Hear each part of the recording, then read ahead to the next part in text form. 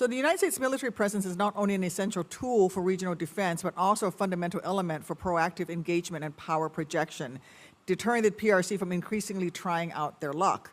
We have a number of critical alliances and partnerships in the region. That we don't have to go it alone has always been one of our distinct advantages over the PRC in the Indo-Pacific. That commitment has to be a two-way street, and our allies have to trust that we will actually show up and be there when the time comes.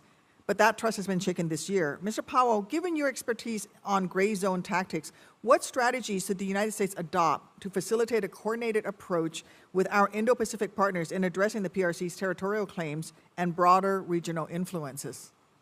Senator Duckworth, thank you for the question. One particular one that I've already mentioned in my opening comment, and which we've spent a lot of time on, is studying very hard what the Philippines has done with assertive transparency. Now, assertive transparency is a term that we developed at SeaLight. The Philippines itself doesn't use that exact term, but the systematic exposure, documentation, and release of information about gray zone tactics pulls back the curtain of China's opacity and deniability that they use to conduct their gray zone activities.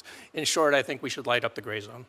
Thank you. And can we replicate these strategies around the world? What can you say about specific regional concerns that we should bear in mind here?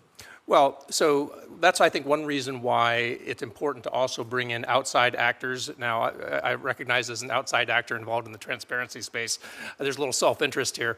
But I think one of the reasons that SeaLight exists is because we recognize that it's actually very hard for governments to release information due to security, political, diplomatic, all kinds of different, just bureaucratic reasons. So I think it needs to be a combination of aggressively doing things like declassifying information, releasing information from government sources, which have the best information, but also bringing in private actors that actually bypass the government bureaucracies so that you can kind of have all hands on deck.